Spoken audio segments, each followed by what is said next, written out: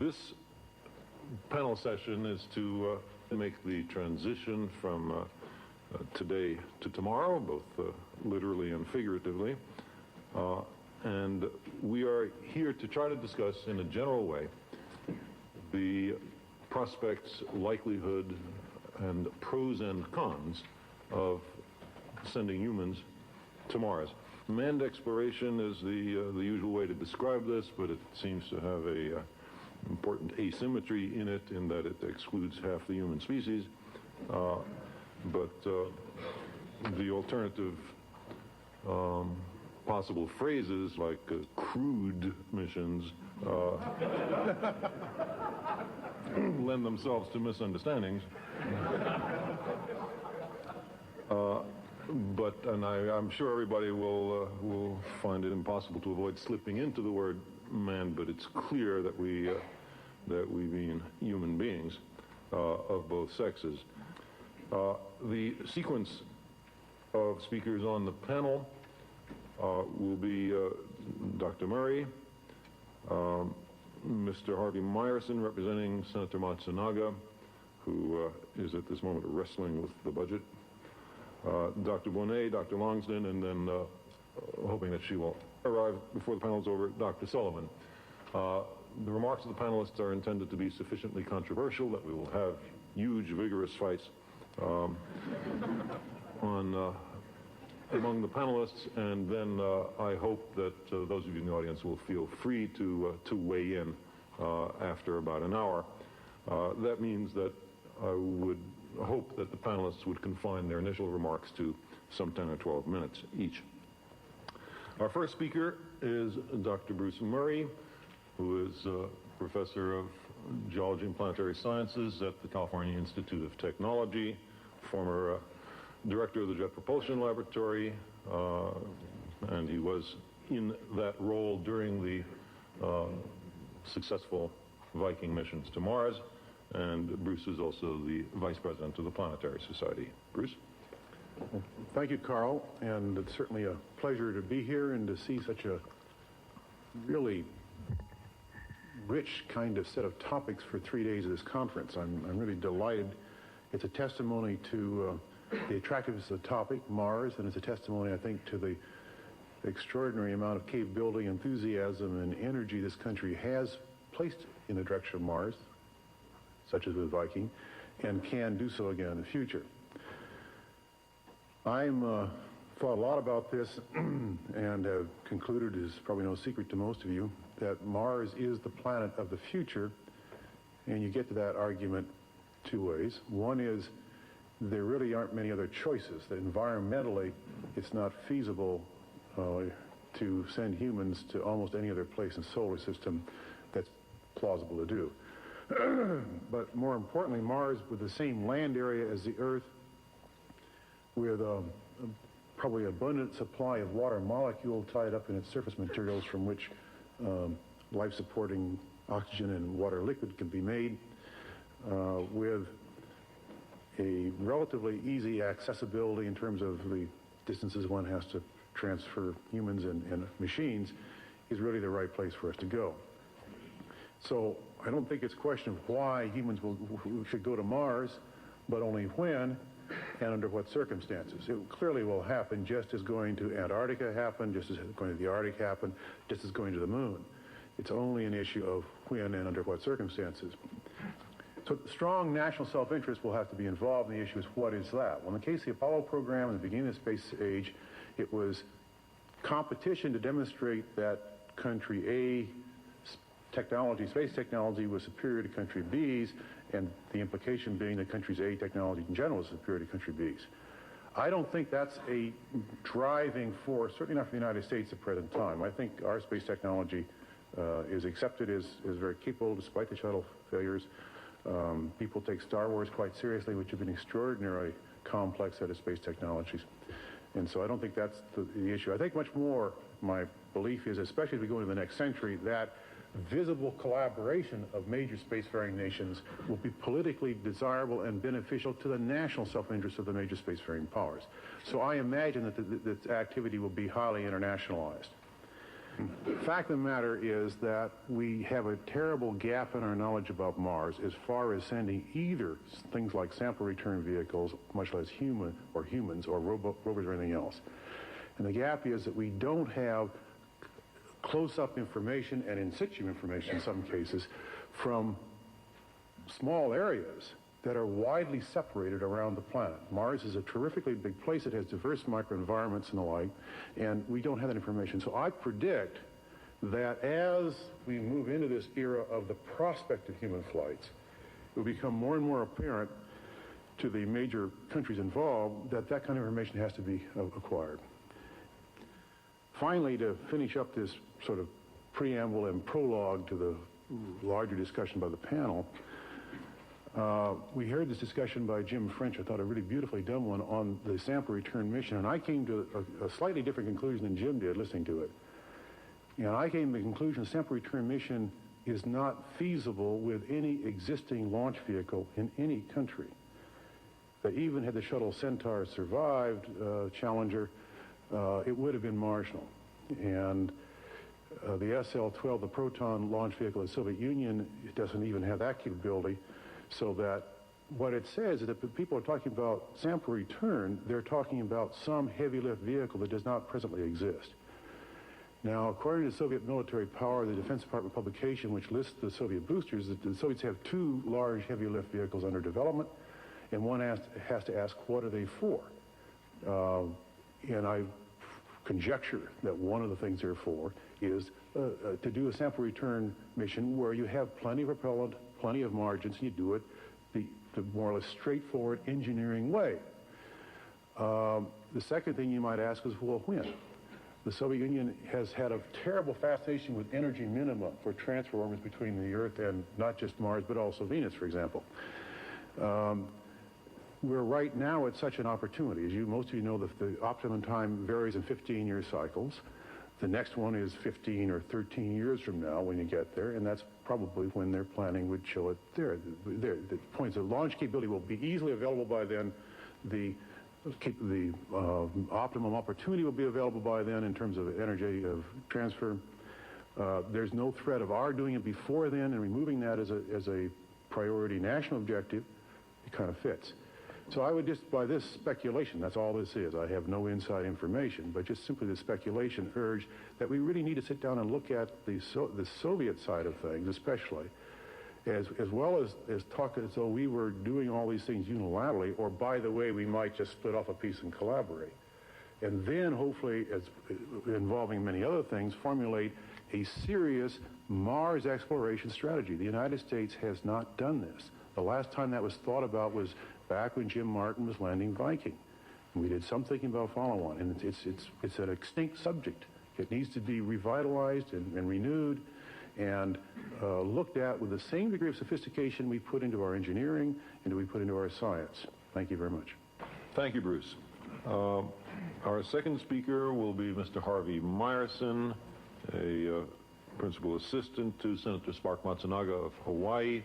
Senator Matsunaga has, among many other distinctions, recently written a book about going to Mars, surely the only U.S. senator ever to have done so, but I hope there will be many more. Can we send some? First-hand experience can't hurt. Mr. Myerson has been deeply involved with the prospect of humans to Mars, is certainly partly responsible for Senator Matsunaga's interest, and it's a pleasure to welcome him to this forum. Harvey. Congress is experiencing extreme difficulty right now in responding to rational proposals. It is with this in mind that I'd like to read some prepared remarks with this problem in mind by Senator Matsunaga, which he prepared for today. As some of you know, my interest in Mars is a bit more is manifested in my legislative activities, and the rationale for them elaborated in my book, The Mars Project. Briefly, I believe a long-term Mars goal of exploration and settlement serves two vital purposes. First, because it is a distant yet attainable goal, it fosters a truly space-age perspective by requiring long-term policies and planning in an outward-looking context.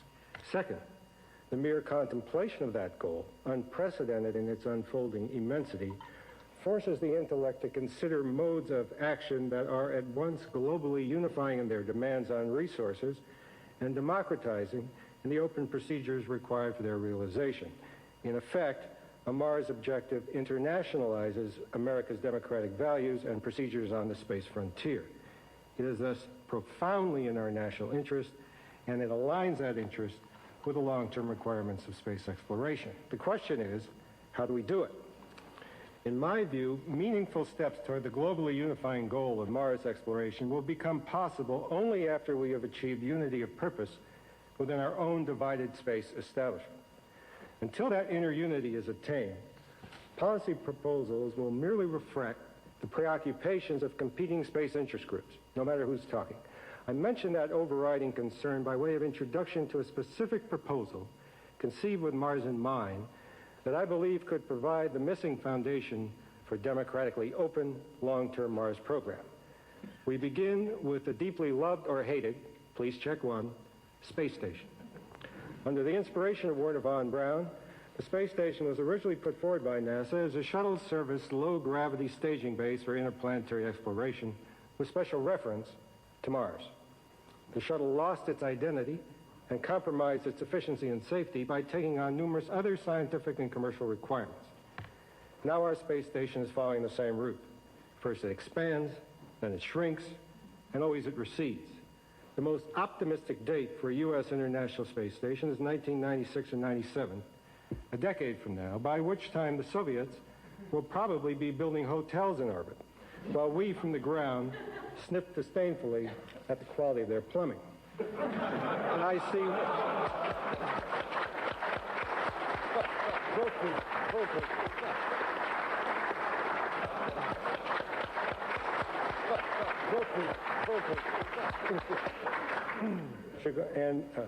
But I see one ray of hope.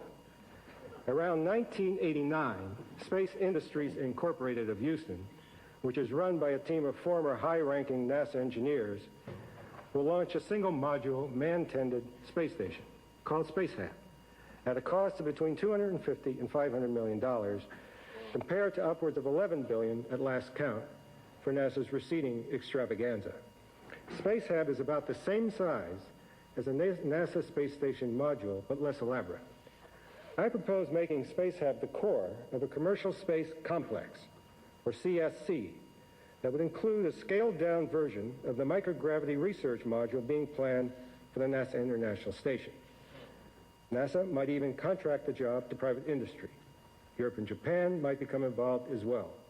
By 1992, there could be a 2 or 3 module man-tended CSC in orbit, representing a mixed multi-government and private industry investment of $1 to $2 billion.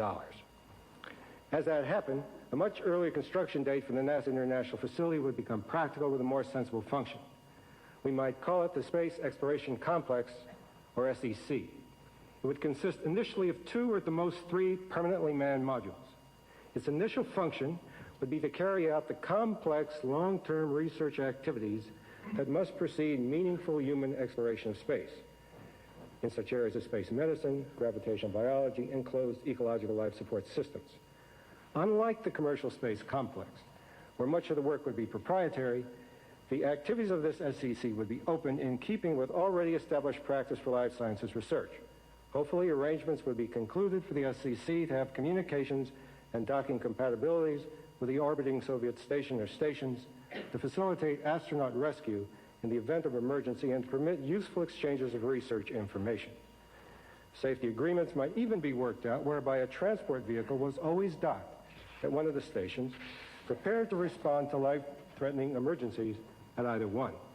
Under the CSC-SEC format, we could thus have in orbit by 1992 the cores of 2 space station complexes, several years ahead of the currently planned U.S. International Station at less than half its cost. The commercial space complex would evolve toward space industry, the space exploration complex toward exploration. There would be some overlap, of course, but the distinctive character of the two installations would prevent the sort of mission confusion that has bedeviled NASA for nearly 2 decades. The business of NASA would henceforth consist of pathfinding activities that offer no economic return, but that are essential for long-term economic development, like highways and harbors on the ground. At the same time, industry would acquire the base in space it needs to realize its potential. The Europeans and the Japanese could also be expected to find the new arrangement far more satisfying for the same reasons as we would, plus a few others. Under current rules, use of the U.S. International Station will be determined by the proportion of a participant's investment, which means that the Japanese may get to use their $1 billion module 6% of the time. Negotiations can change that, but not by much because the principle is legitimate. The best way to redress the balance is to reduce the U.S. investment for initial operating capability, which we do by allocating functions to 2 less complicated and more flexible facilities. Now we stop making enemies of our friends and become partners with them. Now, where does all this leave us as far as Mars is concerned? Very close. Funding for the 2 space stations and the replacement orbiter would be completed by 1992, just in time to accommodate a far more modest surge for the 1996 Mars sample return that is integral to this proposal. I have been advised that if a sample return mission is carried out on an international basis, the U.S. contribution would be limited to about $2 billion, spread over 10 years, with no more than $400 million during any peak year. The space station and a Challenger replacement already accommodated at a multi-billion-dollar saving, U.S. leadership in an international Mars sample return becomes a very affordable option that also serves our foreign policy interests. The international Halley mission, which the Soviets led, was a huge success and has induced them to be far more aggressive in the international cooperation arena in the absence of balancing U.S. initiatives. But we could turn that around by grasping a unique opportunity to use the 10th anniversary year of Viking, 1986, to call for an international Mars sample return launched in Viking's 20th anniversary year, 1996. Such a commitment would capture some of the drama of Apollo at a fraction of its cost. Our mission contribution would be launched from a space station. The returning sample might wind up in a space station back in contamination laboratory before a shuttle brought it to Earth. I offer this proposal today informally as a possible topic for reflection and perhaps discussion at a time when key decisions on shuttle and space station are being made. It is inspired, in large measure, by a crying need to give unified purpose to our shuttle, space station, and space science activities. Scope them to meet budgetary requirements, stop squabbling, and start moving. That, to my mind, is the best path to human exploration of Mars or any other meaningful objective in space. Thank you. Thank you, both Mr. Myerson and Senator Matsunaga. It's an excellent joint paper.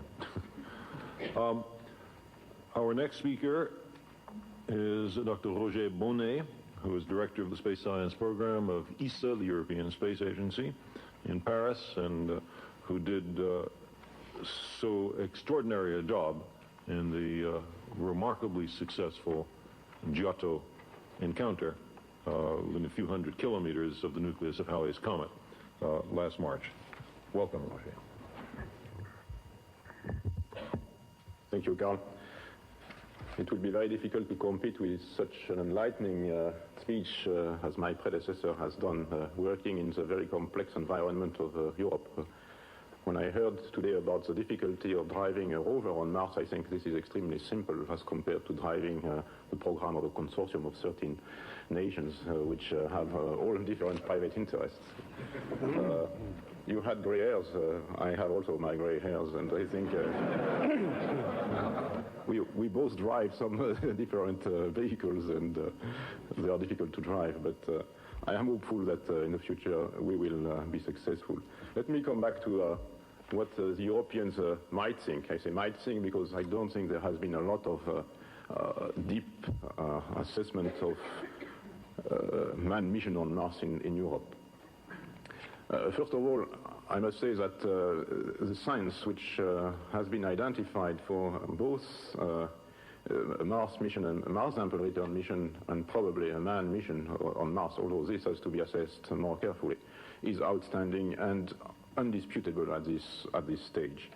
I think, however, that a Mars sample return mission is a necessity, is a must, and will probably be a necessary step toward what I consider personally as unavoidable manned mission to Mars. I will come back later on when such a mission could be foreseen in my own personal view. But certainly an automated mission to planet Mars should come first, not only for preparing the technology, but also to prepare the landing sites and where to go for man later. Now let me speak a little bit about international aspects of this, because it is my feeling that if this is considered as a national priority, the Soviet Union and the United States can do such missions by themselves. I think they have proven in both countries, it has been proven that the necessary effort, once deblocked by the political power, can be used efficiently to make great ventures on the moon or in planetary exploration. And in that respect, I think that the Americans have advanced very far the technology and going to Mars, much further, in fact, than the Soviets have, although the Soviets are certainly preparing a strategy of exploration of Mars, which will certainly end up with human exploration of Mars later on. According to the Soviets, this could be probably not before 2025, 2030 or something like that. But this is private information. So this requires national priorities. However, I think that in the present state of the space programs, especially in the Western world, the reassessment of these priorities will be difficult. And it is interesting to read that these books, which were published 5 or 6 years ago, not very long ago, about what would happen at the end of this century, and colonies of 1 million people in space were foreseen, flights of 52 shuttle per year were foreseen, and you see where we are now. Another interesting aspect of this, which we are looking at, and it's certainly the cheapest way of looking at the preparation of colonization of Mars, is the philosophical aspects of that. Space Agency thinks mostly of hardware and of preparing experiments, but there are philosophical aspects in a future international venture of that kind. Like, for example, what kind of society will the people on the surface of Mars live in? Will it be a free enterprise society? Will it be a communist society? And there are several interesting aspects of that to be studied. The other aspect is whether you will choose what kind of selection of astronauts will you make? Will they be all white? Will they be all yellow? Or a mixture of them, most likely? That's a very interesting question to assess on these big-scale ventures. But this is another aspect which ought to be looked at, and we are organizing, the European Space Agency is organizing next January with an organization which is obscure to most of you, as it was to me before I knew it existed last year, with the European University of Philosophy. We are organizing a colloquium on the philosophy of the space conquest, identifying these various aspects, like also the notion of progress for the people who will be on Mars. Will the progress be to go back to Earth, or to go to another planet, or to do something else? I think all this is very exciting, and I must say that I would like to thank very much the NASA and the Academy to have given us the opportunity to be here and to express some of these viewpoints.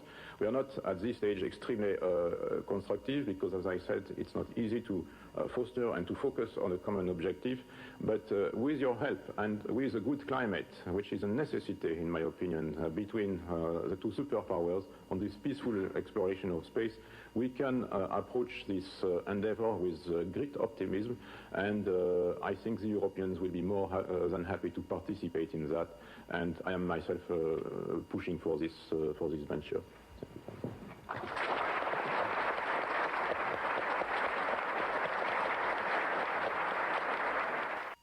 Our next speaker is Dr. Catherine Sullivan of the Johnson Space Center. Dr. Sullivan, just lately returned from the Senate, is here just on time. She is a member of the National Commission on Space, which is what she was testifying about, both in the House and the Senate today, and she's also the first American woman to have walked in space. Kat? Thank you, Carl. It's a pleasure to be here today. I regret that my duties with the National Commission over the past 2 days have prevented me from taking part in more of the sessions here looking at the program. I know there was quite a wealth of good technical and scientific exchange, and I hope some considerable progress in everybody's thinking and optimism towards the very exciting idea that this conference has been convened to address, namely the exploration of Mars by both robotic and eventually manned missions.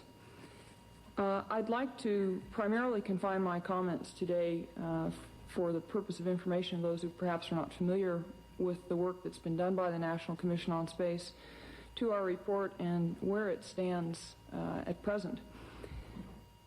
The National Commission on Space was established, formally impaneled in March of 1985, actually by an act of the U.S. Congress and by appointment of the President, to define the goals and opportunities and challenges that lie ahead in the civilian space arena for the United States.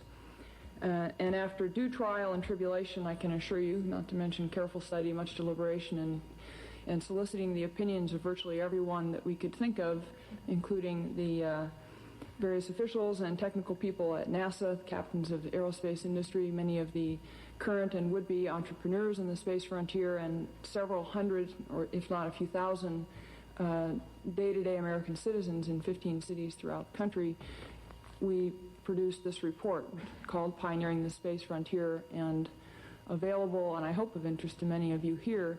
Our purpose in creating a report of this sort and packaging and presenting it in this sort was precisely to contribute to the debate on these longer-term goals that we have presented, that we have advocated the United States undertake for itself, and that are the focal point for the conference sessions this week at the Academy.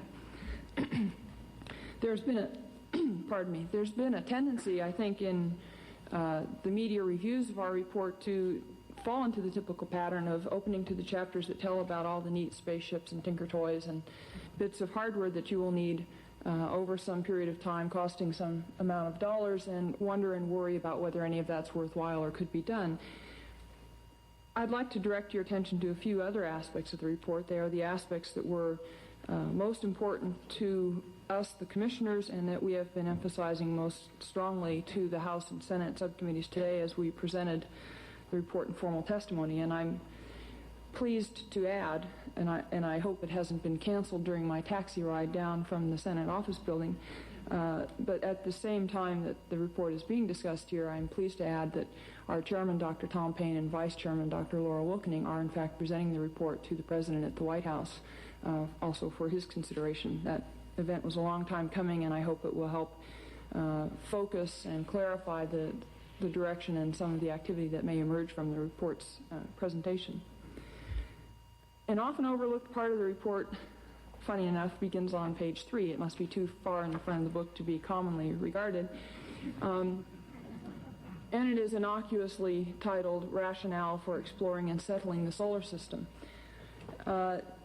We basically recognized early on in our deliberations that the physical milestones within the inner solar system that one can conceive of studying and undertaking for human exploration, robotically or by direct participation, are, of course, fairly limited. It's a bit too cold on Mercury, it's a bit too hot on Venus. Similarly close at hand, but with much greater promise, although they all pose their own challenges in terms of representing harsh environments, are the Moon and Mars, and those two bodies have been widely discussed over a number of years as having some potential that we think we, in some small measure, have an initial understanding of to provide in situ resources and the capability to perhaps truly settle there, truly move elements at least of human civilization to those bodies for a long time frame. And thus our cornerstone in our rationale for going forth back to the Moon and on to Mars was what we recognize to be an imperative and an inevitable tendency for civilization ultimately to move off of this planet.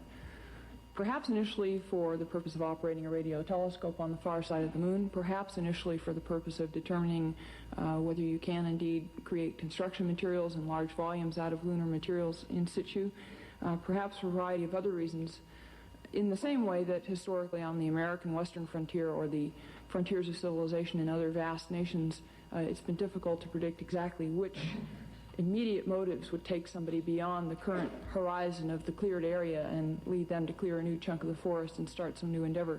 So it's difficult today to know just what it will be that will unlock the key to our movement off of this planet. But we became convinced early on that that is a tendency, it is a trend, it is an imperative that will not be denied and that will ultimately find expression. The scientific reasons for doing that are today, as they have been for decades, clear and compelling. The techniques with which we'd address those scientific challenges are, of course, more advanced today than they were in the days of Schiaparelli or Tsiolkovsky, but they're nevertheless very much the same. And in almost every respect, all of these advanced exploration scenarios are technically so near at hand, they're tantalizingly near. Unfortunately, they seem politically to be extremely far away, and that's where the major challenge undoubtedly lies. In an effort to elaborate on this rationale with a little more detail, a little more concrete detail, we hoped, we landed upon three primary elements that we felt were valid motivations, valid underpinnings to the civilian space activity. It proves a little difficult, as Carl and I both discovered this morning in addressing the House Subcommittee on Space Science and Applications, to persuade people confronted with a plethora of alligators, most of whom are gobbling up money, that one should explore for some what they perceive to be vague moral imperative. I suspect maybe Queen Isabella had a little bit easier time on the imperative of converting the heathens, but I suspect she really didn't. We probably just haven't had all the deliberations recorded in our history books. But at any rate, happily enough, I think it is fairly straightforward to point out that there are a variety of direct practical side effects to any nation that participates in such an advanced and compelling technological endeavor for civilian and peaceful purposes. And the code words that we applied in some attempt to organize these thoughts in our report were that civilian space enterprises should proceed for three main reasons. One could be broadly summed under the word science. Another could be broadly summed under the term exploration. And finally, you could identify a broad category of enterprise. The scientific and exploration categories are ones we've worked in, dabbled in, had sterling successes and occasional failures in over many, many years.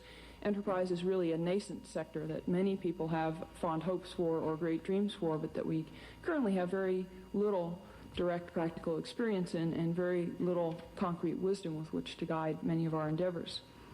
In all of these areas, we tend to go through a succession of steps from precursor missions of various sorts, and in the exploration of the solar system, there are first robotic precursors, often first flybys.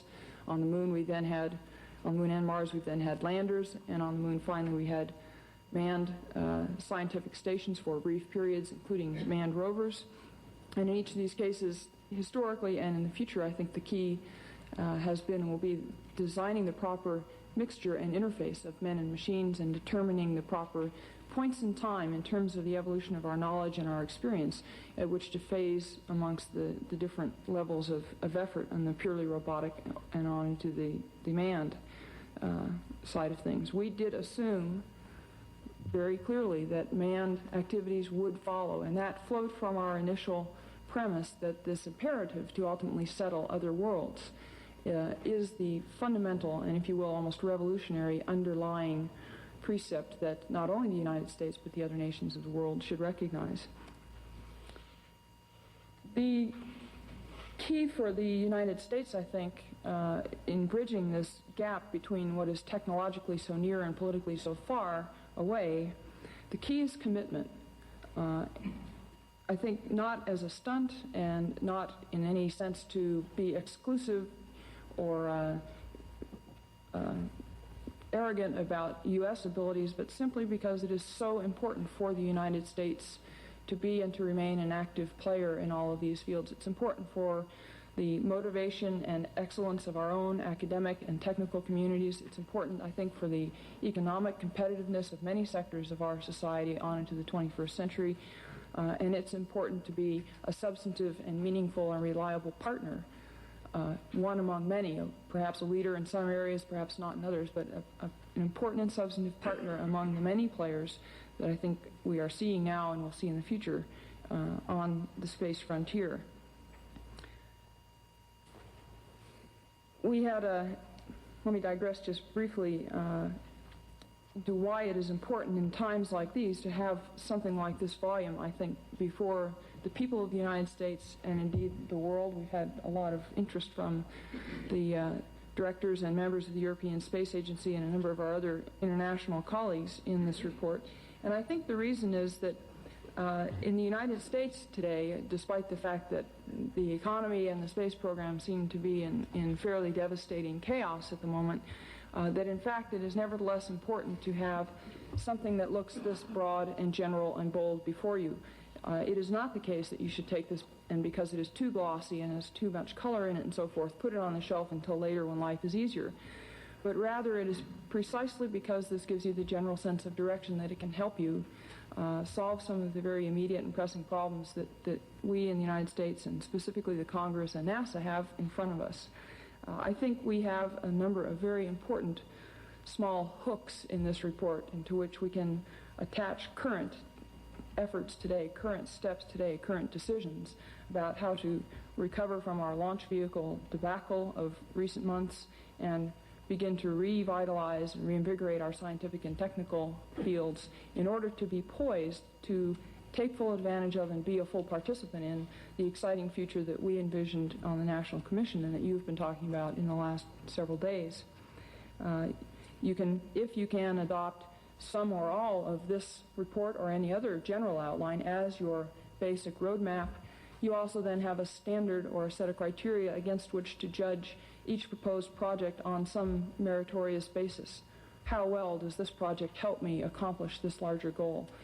You can elevate both the internal debates and the international negotiations above some of the subsidiary levels of a mere national interest or a mere local political activity and determine that it has some merit in a broader scheme of things. That's still difficult to do because it is still a human process and human beings are not always perfectly objective, as I'm sure we all know, but it gives you some tool to work with, and I think it's a valuable one. Finally, and something that is of importance on the current political horizon as well, I think we need to keep in mind as we talk about our favorite topic, which is specifically how do we go to Mars, with what vehicles and what sequence. I think it's incumbent on all of us taking part in that adventure to look for and understand and to the degree we can contribute to the diffusion of our experience and our new techniques developed for these planetary exploratory purposes. Keep in mind how they can be applied rapidly and quickly to the solution of problems here on Earth. I think that's a social responsibility for all scientists that we perhaps across the board have been a little remiss in over a number of years. It is certainly one that we must keep in mind if we are to have some credibility among the people that have to make very tough budgetary decisions and determine which investments they should make today to give the greatest advantage to their constituents at home. And in that regard, when one considers something like sending human beings to Mars, for example, I think several things come immediately to mind. One would be that if we truly can master the technologies, the science and the technologies of providing a stable, healthy, closed-loop life support system for human beings involving animal protein, growth of plants, oxygen, water recirculation, waste material recirculation, then I'm sure we will see spinning off of that very readily a variety of control technologies, agricultural techniques, biochemical understanding in the vein of fertilizers and nutrient solutions, all of which may be directly applicable to better agricultural practices and higher productivity in stressed regions on Earth, for example. Similarly, the point of providing health care, which Dr. Bonnet brought up in his remarks, I think very readily could be expected to generate a number of spin-offs in terms of healthcare techniques, tools, or new perspectives for direct use in surgical operating rooms and hospitals and medical care facilities here on the ground. We need to believe that is true. We need to help make those spin-offs be true if we're to have any credibility among the people who will, in essence, be staying here on Earth and looking for our endeavors to provide some direct benefits back on the ground. I'm probably not as optimistic as some of the other members of the panel.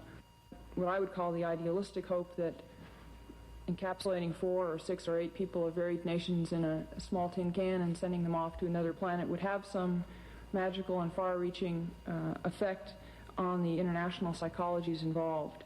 I certainly think that just the ability to accomplish that and to subordinate other rivalries or problems or disagreements during the period of time it took to safely and successfully accomplish that mission would be an extraordinarily important and significant demonstration of the ability to put some of our differences aside. But I would have to submit, just as a final comment, that we do need to be careful, I think, to not presume it will have some magical transforming effect throughout all of society. That, I'm sure, will not be the case, but I think it would pose us all a great challenge that would return to our scientific communities and mankind at large great benefits, and certainly offer us a very clear imperative to put our differences aside for a period and prove that we could do that. Thank you very much.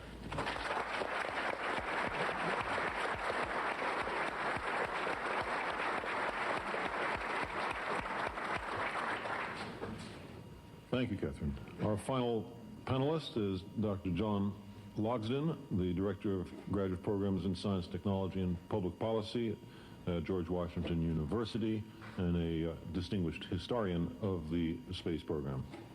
John? Thank you, Carl.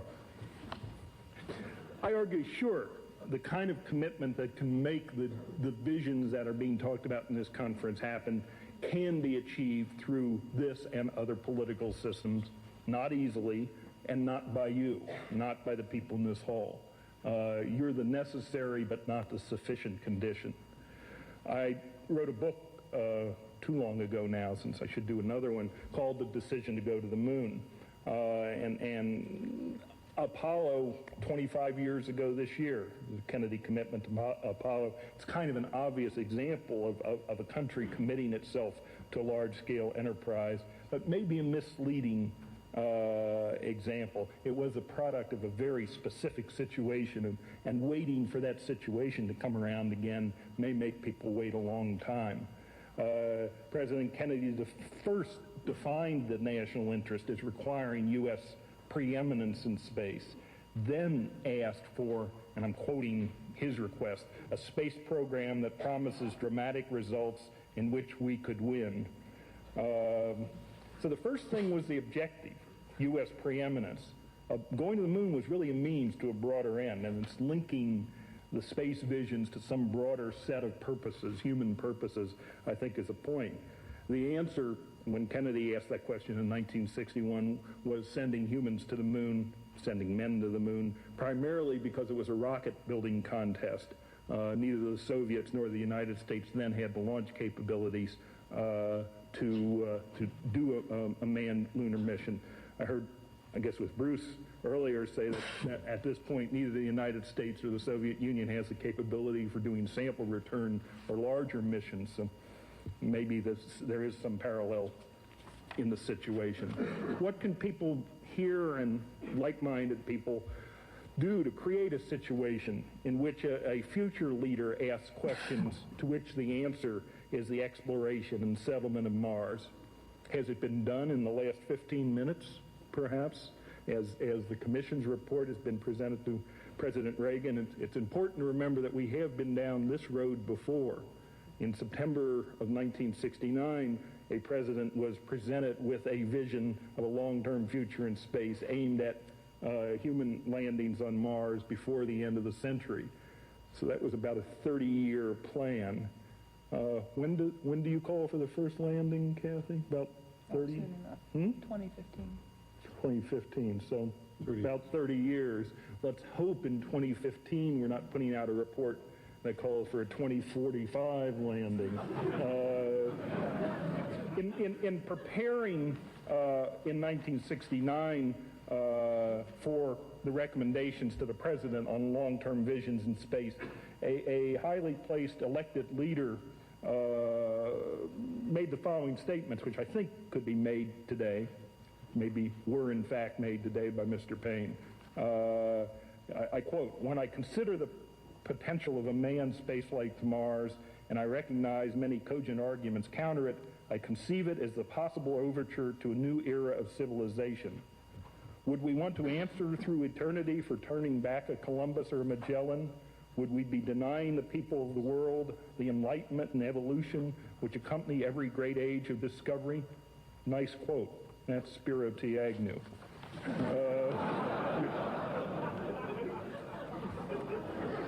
I would wager Dr. Payne did not use those words. Let's hope not, because he heard them that time, too.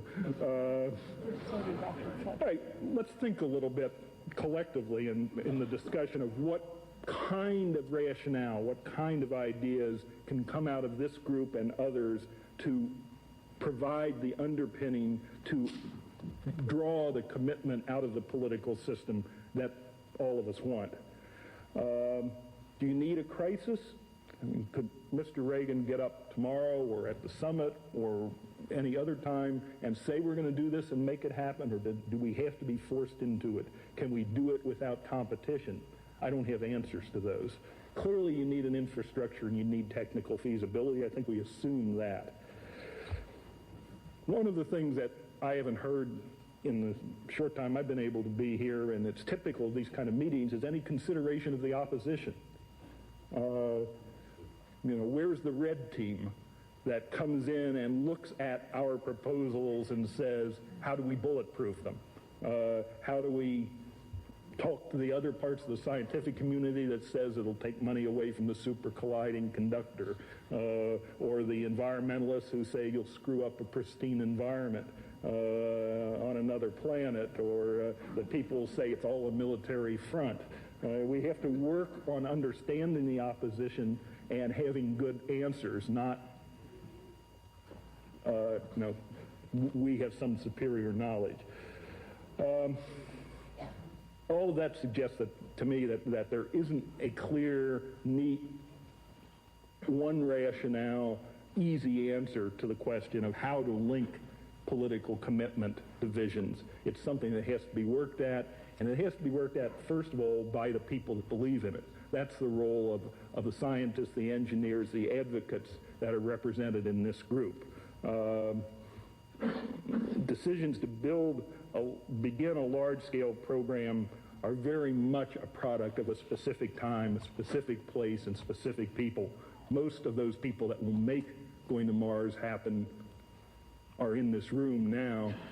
What they and we have to do is expand the ranks and get the people with the resources, the power, the access to opinion to join us in what I agree with Bruce Murray is a piece of human inevitability. Thank you.